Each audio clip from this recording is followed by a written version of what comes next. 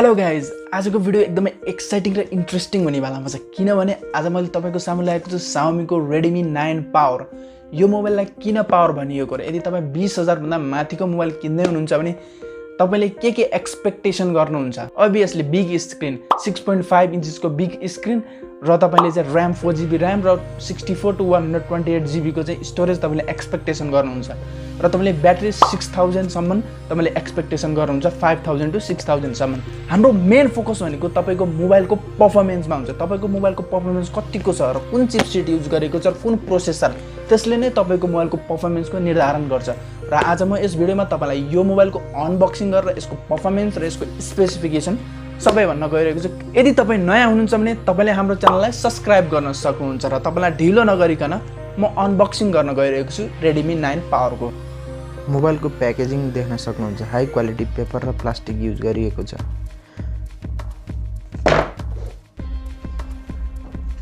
तपाईले देख्न सक्नुहुन्छ मोबाइलको एक्सेसरिजहरु है।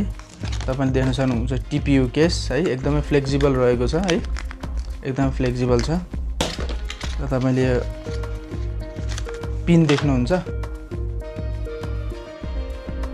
अहिले मसँग 4GB RAM र 64GB भएको चाहिँ Redmi 9 Pro रहेको छ र फेरी रेड भन्ने कलरमा रहेको छ र अरु तपाईले तीनटा कलरमा पाउन सक्नुहुन्छ, जस्तै माइटी ब्ल्याक, इलेक्ट्रिक ग्रीन र तपाईले चाहिँ ब्लेजिङ ब्लूमा पाउन सक्नुहुन्छ। अरु अझै तीनटा कलरमा एकदमै डिसेन्ट लुक रहेको छ। तर अलिकति के यसमा के छ भनेपछि तपाईले यसमा चाहिँ यो Redmi को जुन यो लोगो देख्नु भएको छ यो चाहिँ अलिकति ठुलो जस्तो लाग्छ मलाई। अलिकति प्राय यो चाइनिज मोबाइलहरु यस्तै ठुलो ठुलो लोगो कम्पनीको आउँछ, तर एकदमै तपाईले सुन्नु भयो होला साउन्ड है, तपाईको फिंगरप्रिन्ट पनि तपाईको यहाँ बस्दैन, एकदमै राम्रो छ। यसमा तपाईले ट्रान्सप्यारेन्ट TPU केस पनि पाउनुहुन्छ र तपाईले देख्न सक्नुहुन्छ एकदमै फ्लेक्सिबल रहेको छ। र यसलाई म यसमा सेटअप गर्छु है। हाउ आई सेटअप है, एकदमै सफ्ट रहेको छ है। एकदमै तपाईले यो सेटअप गर्न पनि त्यति तपाईलाई चाहिँ गाह्रो हुन्छ जस्तो चाहिँ मलाई लाग्दैन, तर अलि टाइट छ यो। तपाईले यस मोबाइलमा 18 वाटको फास्ट चार्जिङ सपोर्ट देख्न सक्नुहुन्छ र तपाईले यसमा इनबिल्ट एडाप्टरमा देख्न सक्नुहुन्छ 22.5 वाटको चाहिँ इनबिल्ट एडाप्टर तपाईले देख्न सक्नुहुन्छ। एकदमै ठुलो डङ्गल रहेको छ।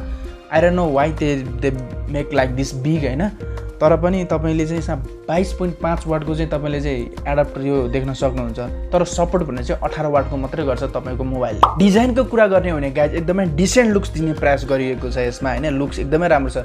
अलिकति यसमा मन नपरेको कुरो चाहिँ मलाई यो Redmi अलिकति ठुलो नभइदिएको भए चाहिँ तपाईले देख्न सक्नुहुन्छ अलि ठुलो छ हैन। यो नभइदिएको भए चाहिँ अलिकति राम्रो हुन्थ्यो कि जस्तो मलाई लाग्छ हैन। अरु भनेको तपाईको यो क्यामेरा पनि त्यति धेरै माथिसम्म उठेको चाहिँ छैन है, थोरै उठेको छ तर त्यति धेरै उठेको छैन, जसले गर्दा तपाईले टेबलमा राख्नु भयो भने एकदमै स्ट्रेटै बस्छ, कुनै पनि तल माथि भएर बस्दैन हैन। अब कहीँ खसिहाल्यो भने तपाईको क्यामेरामा त्यति धेरै इफेक्ट चाहिँ परिहाल्दैन। डिजाइन एकदमै लुक्स एकदमै राम्रो छ र तपाईले चाहिँ प्लास्टिक देख्न सक्नुहुन्छ पछाडी र साउन्ड सुन्न सक्नुहुन्छ हैन। तपाईले तपाईको हातको फिंगरप्रिन्ट तपाईले यसमा चाहिँ तपाईले कहीँ पनि देख्न सक्नुहुन्छ। एकदमै ग्रिप टाइपको हुन्छ। तपाईले हातमा समाउँदाखेरि चाहिँ कहीँ झर्नी अथवा केही हुने चाहिँ यसमा हुँदैन। एकदमै ग्रिप टाइपको चाहिँ तपाईले डिसेन्ट लुक देख्न सक्नुहुन्छ। तपाईले Redmi 9 पावर पुरै होल प्लास्टिक मेड देख्न सक्नुहुन्छ र तपाईले यसको फ्रेम पनि तपाईले चाहिँ यसको प्लास्टिक मेडै देख्न सक्नुहुन्छ। तपाईले यहाँ देख्न सक्नुहुन्छ पुरै मेटल युज गरिएको छैन, यो एकदमै प्लास्टिक फ्रेम पनि प्लास्टिक हो र पछाडी पनि तपाईले प्लास्टिककै देख्न सक्नुहुन्छ।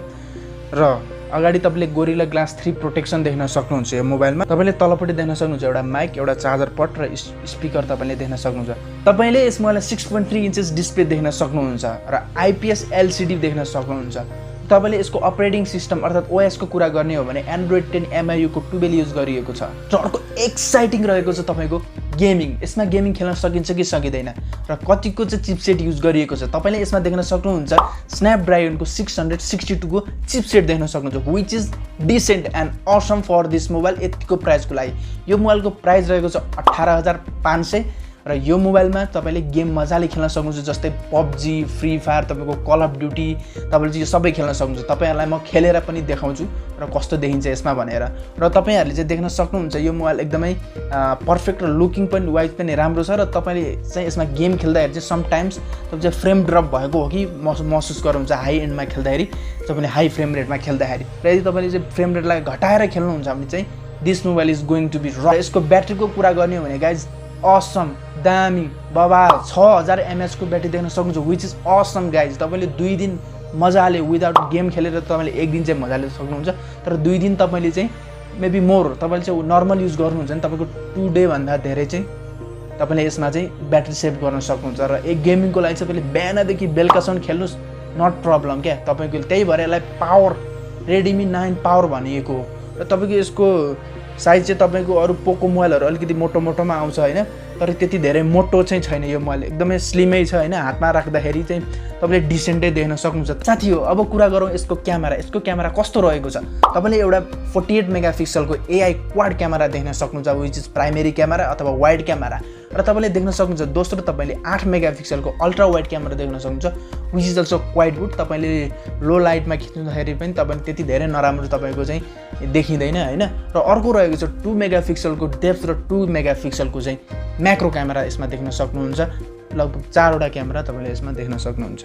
फ्रन्टमा देख्न सक्नुहुन्छ तपाईँले 8 मेगापिक्सलको क्यामेरा र तपाईँले सेल्फी खिच्दाखेरि त्यति धेरै क्लियर नदेखे पनि यतिको प्राइसमा यतिको क्यामेरा आउनु भनेको विच इज क्वाइट गुड। र तपाईँले यसमा भिडियो खिच्न सक्नुहुन्छ 1080x30 FPS मा चाहिँ तपाईँले चाहिँ भिडियो सुट गर्न सक्नुहुन्छ र त्यति धेरै भिडियो चाहिँ राम्रो आउँछ जस्तो चाहिँ मलाई लाग्दैन, किनकि मैले पनि खिचेर चाहिँ ट्राई गरिसकेको छु, मैले पनि यो मोबाइल युज गरिसकेको छु। इन कन्क्लुजन म के भन्न चाहन्छु भने Redmi 9 power is the powerful mobile, किनभने तपाईँले यसमा चाहिँ स्न्यापड्रागन 662 देख्न सक्नुहुन्छ र तपाईँले गेमिङको लागि तपाईँले यो मोबाइल एकदमै राम्रो रहेको छ। तपाईँले हाई एन्डमा गेम खेल्न चाहनुहुन्छ भने तपाईँले यो मोबाइललाई सिलेक्ट गर्न पर्ने हुन्छ। तपाईँले यदि PUBG हाईमा खेल्न चाहनुहुन्छ भने, यदि तपाईँ PUBG लभर हुनुहुन्छ, तपाईँको COD लभर हुनुहुन्छ भने तपाईँ हाई रेटमा चाहिँ तपाईँले फ्रेम रेटमा चाहिँ यसमा चाहिँ गेमिङ खेल्न सक्नुहुन्छ। समटाइम्स फ्लक्चुएसन त देखिन्छ फ्रेम रेटमा, तर पनि यसको चाहिँ डिसेन्ट रहेको छ यसको गेमिङ एक्सपिरियन्स। मैले गेम खेलेर हेरेको छु 1-2 घन्टा, यसमा मैले गेम टेस्टिङ पनि गरिसकेको छु।